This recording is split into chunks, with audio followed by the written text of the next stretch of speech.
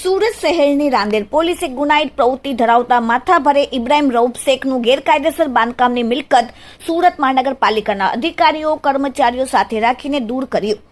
Surat police કમિશનરના આદેશથી Rander police સ્ટેશનના બંને ઇન્સ્પેક્ટરના માર્ગદર્શન હેઠળ રાંદેર પોલીસ સ્ટેશન વિસ્તારમાં આવેલ A3/5 નૂરે ઇલાહી ટેર્નામેન્ટ રાંદેર સુરત ખાતે રહેતા ઇબ્રાહિમ રઉફ શેખ અવારનવાર નશાકી પદાર્થોનું વેચાણ કરતા હોવાનું ઇનપુટ મળતા આરોપીને અવારનવાર ચેક કરવામાં આવેલ છે, પરંતુ આરોપી ખૂબ જ સાતીર અને પોલીસ કાર્યવાહીથી જાણકાર છે, તેથી તે એક જગ્યાએ સ્થિર રહેતો ન હતો.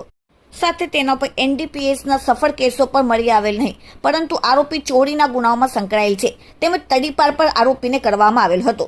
આ ઈસમની વોચ દરમિયાન રાંદેર વિસ્તારમાં આવેલ A3/5 નૂરે ઇલાહી ટેર્નામેન્ટ ગ્રાઉન્ડ ફ્લોર ઉપર ઘર જેની સાઈડમાં આવેલ રૂમ તથા સંડાસ, બાથરૂમ તથા બકરીઓ રાખવાનો સેટ ગેરકાયદેસર બનાવીને સરકારની કોમન જગ્યાનો ગેરકાયદેસર ઉપયોગ કરતો હતો, જે અંગે SMCને જાણ કરાતા રિપોર્ટ કરાતા પોલીસ અધિકારીઓ, કર્મચારીઓ તથા સુરત મહાનગરપાલિકાના અધિકારીઓ, કર્મચારીઓ, રાંદેર વિસ્તારના તમામ કર્મચારીઓને સાથે રાખીને ગેરકાયદેસર તેનું બાંધકામ પોલીસને સાથે રાખીને દૂર કરવામાં આવેલ.